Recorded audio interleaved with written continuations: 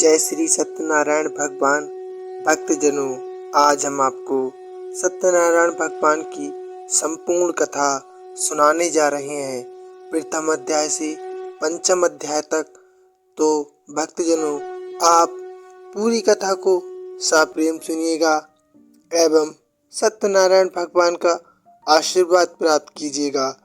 जो भक्त इस कथा को परम साधना के साथ स्मरण करता है, कहा जाता है उस भक्त का कल्याण हो जाता है एवं उस भक्त के जिंदगी के पाप दुख क्लेश समस्त कष्ट मिट जाते हैं एवं मनोवांछित फल भी मिल जाते हैं।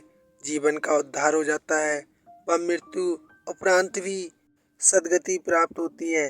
तो ऐसी अनोखी अनुपम कथा का रसपान संपूर्ण करिएगा और साथ ही चैनल को सब्सक्राइब एवं वीडियो को लाइक शेयर अवश्य कीजिएगा।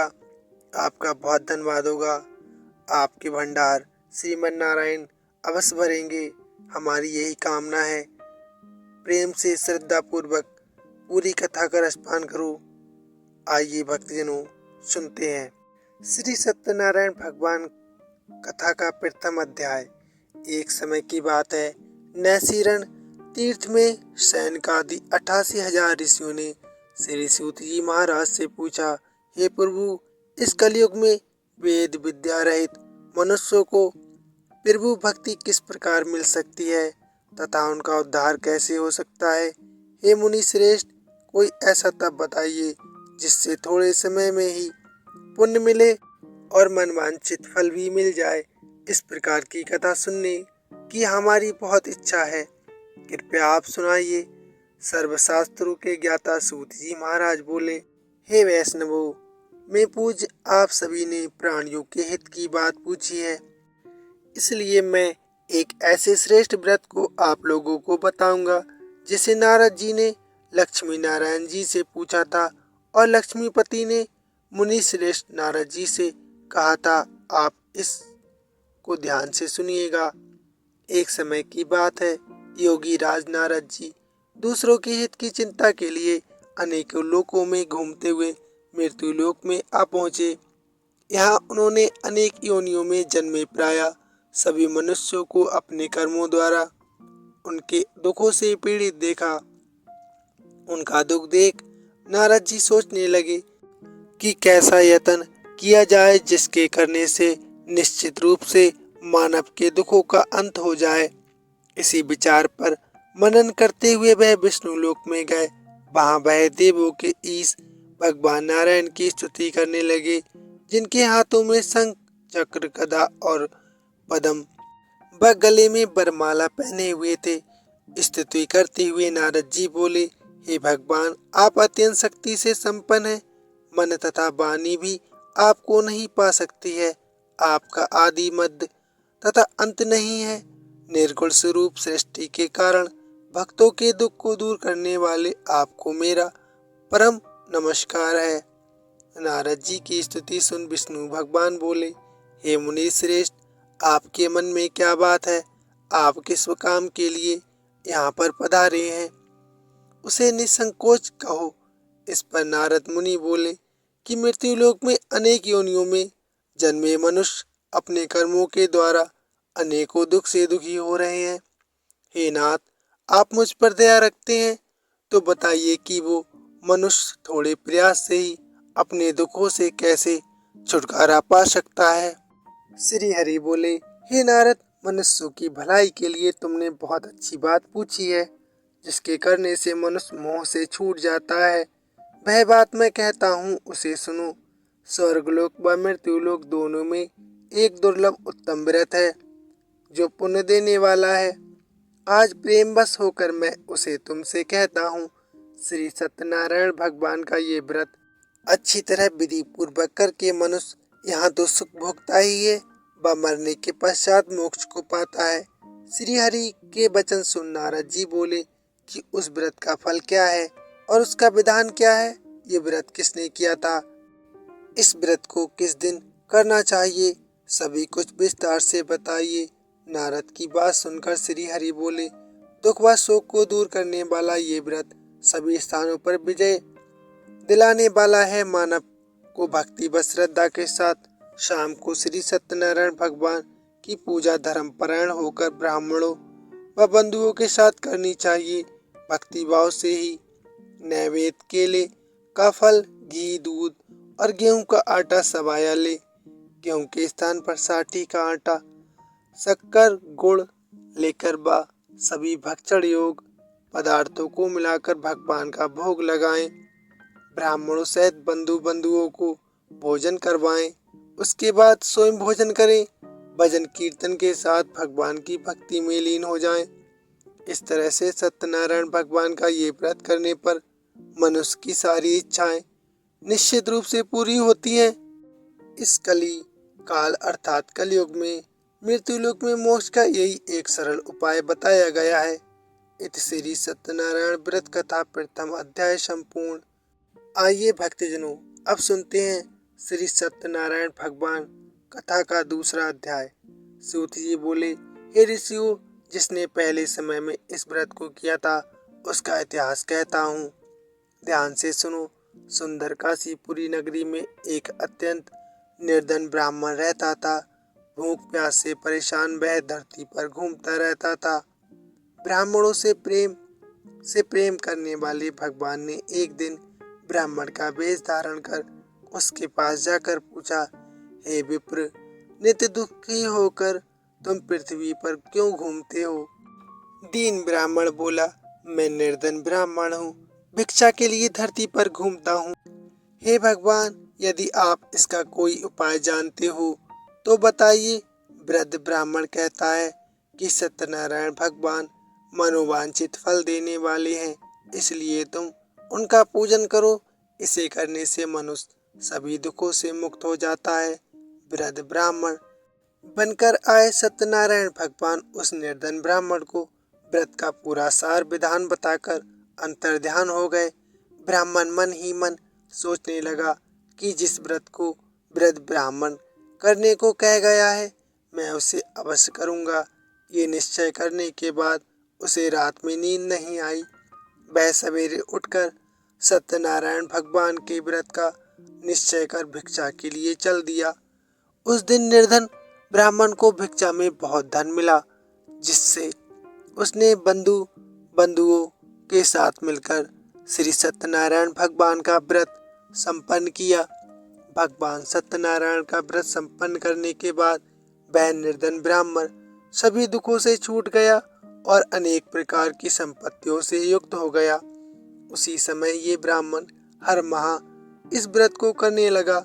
इस तरह से सत्यनारायण भगवान के व्रत को जो मनुष्य करेगा वह सभी प्रकार के पापों से छूटकर मोक्ष को प्राप्त होगा। जो मनुष्य इस व्रत को करेगा वह भी सभी दुखों से मुक्त हो जाएगा। सूती जी बोले, इस तरह से नारद जी से नारायण जी का कहा हुआ श्री सत्यनारायण व्रत को मैंने तुमसे कहा। हे विप्रो, मैं अब और क्या कहूँ? ऋषि बोले, हे मुनिवर, संसार में उस विप्र से सुनकर और किस किस ने इस व्रत को किया, हम सब इस बात को सुनना चाहते हैं। इसके लिए हमारे मन में श्रद्धा का भाव है। सूत जी बोले, हे मुनियों, जिसने इस व्रत को किया वह सब सुनो। एक समय वही विप्र धन व ऐश्वर्य के अनुसार अपने बंधुओं के साथ इस व्रत को करने को तैयार हुआ। उसी समय एक लकड़ी बेचने वाला बूढ़ा आदमी आया और लकड़ियां बाहर रखकर अंदर ब्राह्मण के घर में गया। प्यास से दुखी वह लकड़हारा उनको व्रत करते देख विप्र को नमस्कार कर पूछने लगा कि आप ये क्या कर रहे हैं तथा इसे करने से क्या फल मिलेगा, कृपया मुझे भी बताइए। ब्राह्मण ने कहा, सब मनोकामनाएं को पूरा करने वाला ये सत्यनारायण भगवान का व्रत है। इनकी कृपा से ही मेरे घर में धन दान आदि की वृद्धि हुई है। विप्र से सत्यनारायण व्रत के बारे में जानकर लकड़हारा बहुत प्रसन्न हुआ। चरणामृत लेकर व प्रसाद खाने के बाद वह अपने घर गया। लकड़हारे ने अपने मन में संकल्प कर लिया कि वह भी सत्यनारायण भगवान की कथा अवश्य करेगा। आज लकड़ी बेचने से मुझे जो धन मिलेगा मैं उससे श्री सत्यनारायण भगवान का उत्तम व्रत करूंगा। मन में इस विचार को ले बूढ़ा आदमी सिर पर लकड़ियां रख उस नगर में बेचने गया जहां धनी लोग ज्यादा रहते थे। उस नगर में उसे अपनी लकड़ियों का दाम पहले से 4 गुना अधिक मिलता है। बूढ़ा प्रसन्नता के साथ दाम लेकर केले, शक्कर, घी, दूध, दही और गेहूं का आटा ले और सत्यनारायण भगवान के व्रत के अन्य सामग्रियां लेकर अपने घर गया। वहां उसने अपने बंधुओं को बुलाकर विधि विधान से सत्यनारायण भगवान का पूजन और व्रत किया। इस व्रत के प्रभाव से वह बूढ़ा लकड़हारा धन, पुत्र आदि से युक्त होकर संसार के समस्त सुख भोग अंतकाल में वैकुंठ धाम चला गया। इति श्री सत्यनारायण व्रत कथा द्वितीय अध्याय संपूर्ण। आइए भक्तजनों, अब सुनते हैं तृतीय अध्याय। सूत जी बोले, हे श्रेष्ठ मुनियों, अब आगे की कथा कहता हूँ। पहले समय में उल्कामुख नाम का एक बुद्धिमान राजा था। वह सत्यवक्ता और जितेंद्रिय था। प्रतिदिन देव स्थानों पर जाता और निर्धनों को धन देकर उनको कष्ट दूर करता था। उसकी पत्नी कमल के समान मुख वाली तथा सती साध्वी थी। भद्रशिला नदी के तट पर उन दोनों ने श्री सत्यनारायण भगवान का व्रत किया। उसी समय साधु नाम का एक वैश्य आया।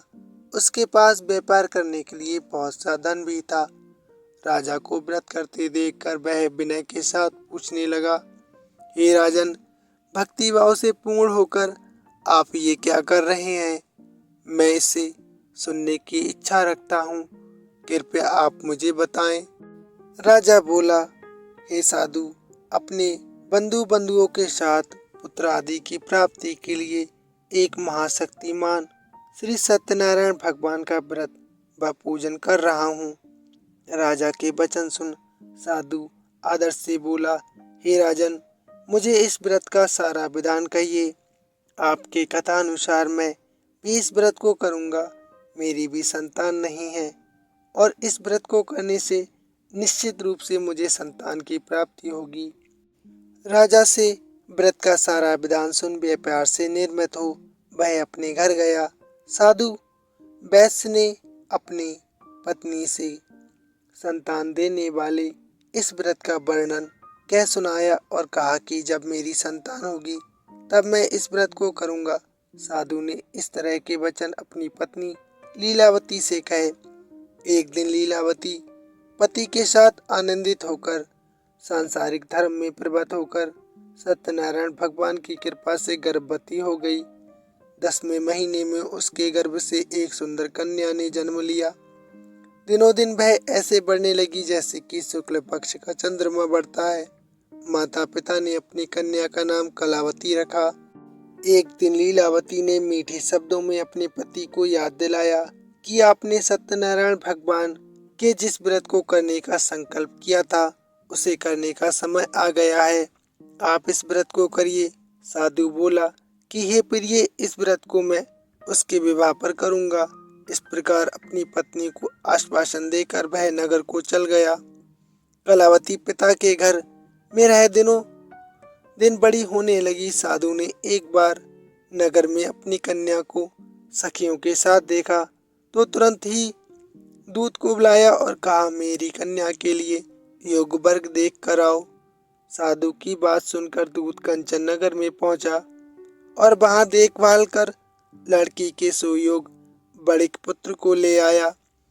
सुयोग लड़के को देख साधु ने बंधुओं को बुलाकर अपनी पुत्री का विवाह कर दिया। लेकिन दुर्भाग्य की बात कि साधु ने अभी भी सत्यनारायण भगवान जी की कथा नहीं करवाई। इस पर भी श्री भगवान क्रोधित हो गए और श्राप दिया कि साधु को अत्यधिक दुख मिले। अपने कार्य में कुशल साधु बनिया जमाई को लेकर समुद्र के पास स्थित होकर रत्नासारपुर नगर में गया। वहां जाकर दामाद ससुर दोनों मिलकर चंद्रकेतु राजा के नगर में व्यापार करने लगे।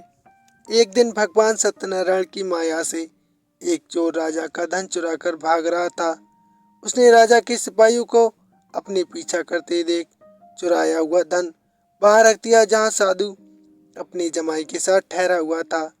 राजा के सिपाहियों ने साधु बैस के पास जाकर उस धन को पड़ा देख ससुर जमाई दोनों को गिरफ्त में अपने ले लिया और प्रसन्नता के साथ राजा के पास ले गए और राजा से कहा कि हम दोनों चोरों को पकड़ कर ले आए हैं, आप आगे की कार्रवाई की आज्ञा दें। राजा की आज्ञा से उन दोनों को कठिन कारावास में डाल दिया गया। उनका सारा धन भी छीन लिया गया। श्री सत्यनारायण भगवान के श्राप से साधु की पत्नी भी बहुत दुखी हुई। घर में जो धन रखा था उसे चोर चुरा कर ले गए। शारीरिक तथा मानसिक पीड़ा व भूख प्यास से अति दुखी अन्न की चिंता में कलावती एक ब्राह्मण के घर गई। वहां उसने श्री सत्यनारायण भगवान का व्रत होते देखा। फिर कथा भी सुनी। वह प्रसाद ग्रहण कर रात को घर वापस आई। माता ने कलावती से पूछा कि हे पुत्री, अब तक तुम कहाँ थी, तेरे मन में क्या है? कलावती ने अपनी माँ से कहा, हे माता, मैंने एक ब्राह्मण के घर में श्री सत्यनारायण भगवान का व्रत देखा है। कन्या के वचन सुन लीलावती भगवान के पूजन की तैयारी करने लगी। लीलावती ने परिवार व बंधुओं सहित सत्यनारायण भगवान का पूजन किया और उनसे वर मांगा कि मेरे पति तथा जमाई शीघ्र घर आ जाएं। साथ ही ये भी प्रार्थना की कि हम सब का अपराध आप क्षमा करें। श्री सत्यनारायण भगवान इस व्रत से संतुष्ट हो गए और राजा चंद्रकेतु को सपने में दर्शन देकर कहा, हे राजन, तुम उन दोनों वैश्यों को छोड़ दो और तुमने उनका जो धन लिया है उसे वापस कर दो। अगर तुमने ऐसा नहीं किया तो मैं तुम्हारा धन, राज्य व संतान सभी को नष्ट कर दूंगा। राजा को ये सब कहकर भगवान अंतर्ध्यान हो गए। प्रातःकाल सभा में राजा ने अपना सपना सुनाया।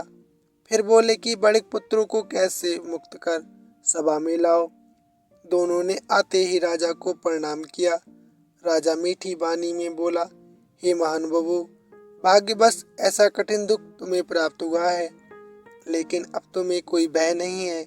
ऐसा कह राजा ने उन दोनों को नए वस्त्र और उनका जितना धन लिया था उससे दुगना धन उनको वापस कर दिया। दोनों वैश्य अपने घर को चल दिए। इति श्री सत्यनारायण भगवान कथा अध्याय तृतीय संपूर्ण। आइए भक्तजनों, अब सुनते हैं चतुर्थ अध्याय। सूत जी बोले, वैश्य ने मंगलाचार कर अपनी यात्रा आरंभ की और अपने नगर की ओर चल दिया। उनके थोड़ी दूर जाने पर एक दांडी वेशधारी श्री सत्यनारायण ने उनसे पूछा, हे साधु, तेरी नाव में क्या है? अभी वाणी बड़िक हंसता हुआ बोला, हे दांडी, आप क्यों पूछते हो? क्या धन लेने की इच्छा है? मेरी नाव में तो बेल पत्ते भरे हुए हैं। वैश्य के कठोर वचन सुन भगवान बोले, तुम्हारा वचन सत्य हो दंडी। ऐसे वचन कहे वहां से दूर चले गए। कुछ दूर जाकर समुद्र के किनारे बैठ गए। दंडी के जाने के बाद साधु वैश्य ने नित्य क्रिया के पश्चात नाव को ऊंची उठते देखकर अचंभा माना और नाव में बेल पत्ते आदि देख वह मूर्छित हो जमीन पर गिर पड़ा। मूर्छा खुलने पर वह अत्यंत शोक में डूब गया। तब उसका दामाद बोला कि आप शोक न मनाएं, ये दंडी का शाप है, इसलिए हमें उनकी शरण में जाना चाहिए, तभी हमारी मनोकामना पूरी होगी। दामाद की बात सुनकर वह दंडी के पास पहुंचा और अत्यंत भक्तिभाव से नमस्कार करके बोला, मैंने आपसे जो जो असत्य वचन कहे थे उसके लिए मैं आपसे क्षमा मांगता हूँ। ऐसा कहकर महान शोकातुर हो रोने लगा। तब दंडी भगवान बोले, हे बड़े पुत्र, मेरी आज्ञा से बार बार तुम्हें दुख प्राप्त हुआ है, तुम मेरी पूजा से विमुख हुआ है। साधु बोला, हे भगवान, आपकी माया से ब्रह्मा आदि देवता भी आपके रूप को नहीं जानते, तब मैं अज्ञानी कैसे जान सकता हूँ? आप प्रसन्न होइए, अब मैं सामर्थ्य के अनुसार आपकी पूजा करूँगा। मेरी रक्षा करो और पहले के समान नौका में धन भर दें। साधु वैश्य के भक्ति पूर्वक वचन सुनकर भगवान प्रसन्न हो गए और उसकी इच्छा अनुसार वरदान देकर अंतर्ध्यान हो गए। ससुर जमाई जब नाव पर आए तो नाव धन से भरी हुई थी। फिर वही अपने अन्य साथियों के साथ सत्यनारायण भगवान का पूजन कर अपने नगर को चल दिए। जब नगर के नजदीक पहुंचे तो दूत को घर पर खबर करने के लिए भेज दिया। दूत साधु की पत्नी को प्रणाम कर कहता है कि मालिक अपने दामाद सहित नगर के निकट आ गए हैं। दूत की बात सुन साधु की पत्नी लीलावती ने बड़े हर्ष के साथ सत्यनारायण भगवान का पूजन कर अपनी पुत्री कलावती से कहा कि मैं अपने पति के दर्शन को जाती हूँ, तो कार्य पूर्ण कर शीघ्र आ जाना। माता के ऐसे वचन सुन कलावती जल्दी में प्रसाद छोड़ अपने पति के पास चली गई। प्रसाद की अवज्ञा के कारण श्री सत्यनारायण भगवान रुष्ट हो गए और नाव सहित उसके पति को पानी में डुबो दिया। कलावती अपने पति को बहा ना पाकर रोती हुई जमीन पर गिर गई। नौका को डूबा हुआ देख व कन्या को रोता देख साधु दुखी होकर बोला कि हे प्रभु, मुझसे तथा मेरे परिवार से जो भूल हुई है उसे क्षमा कर दो।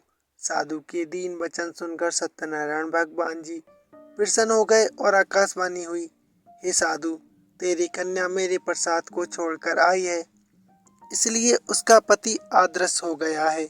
यदि वह घर जाकर प्रसाद खाकर लौटती है तो इसे इसका पति अवश्य मिलेगा। ऐसी आकाशवाणी सुन कलावती घर पहुंचकर प्रसाद ग्रहण करती है और फिर आकर अपने पति के दर्शन करती है।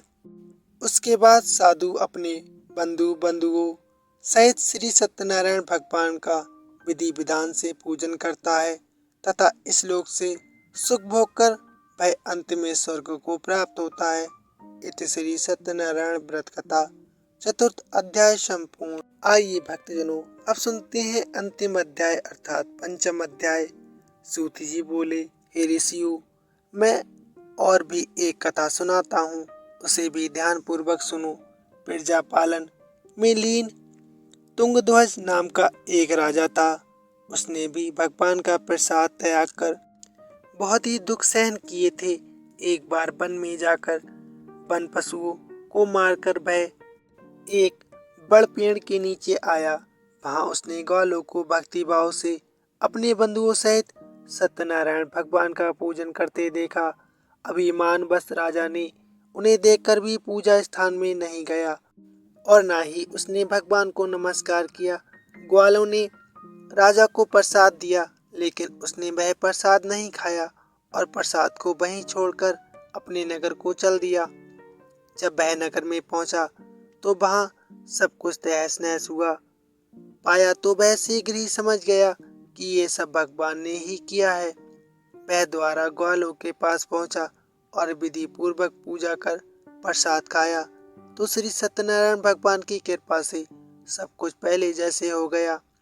दीर्घ काल तक सुख भोगने के बाद मरने के पश्चात उसने भी स्वर्ग लोक की प्राप्ति की। जो मनुष्य परम दुर्लभ इस व्रत को करेगा तो भगवान सत्यनारायण भगवान की अनुकंपा से उसे धन दान की प्राप्ति होगी। निर्धन धनी हो जाता है और भय मुक्त जीवन जीता है। संतानहीन मनुष्य को संतान सुख मिलता है और सारे मनोरथ पूर्ण होने पर मानव अंतकाल में वैकुंठ धाम को जाता है।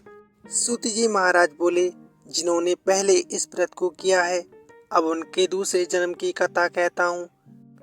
व्रत सतानंद ब्राह्मण ने सुदामा का जन्म लेकर मोक्ष की प्राप्ति की। लकड़हारे ने अगले जन्म में निषाद बनकर मोक्ष प्राप्त किया। उल्का मुख नाम का राजा दशरथ होकर वैकुंठ को गए। साधु नाम के वैश्य ने मोरध्वज बनकर अपने पुत्र को आरे से चीरकर मोक्ष को पाया। महाराज तुंगध्वज ने स्वयंभू होकर भगवान में भक्ति युक्त हो कर्म कर मोक्ष को पाया। इत श्री सत्यनारायण व्रत कथा का पंचम अध्याय संपूर्ण। प्रेम से बोलिए जय श्रीमन नारायण, भजमन नारायण, श्री सत्यनारायण भगवान की जय।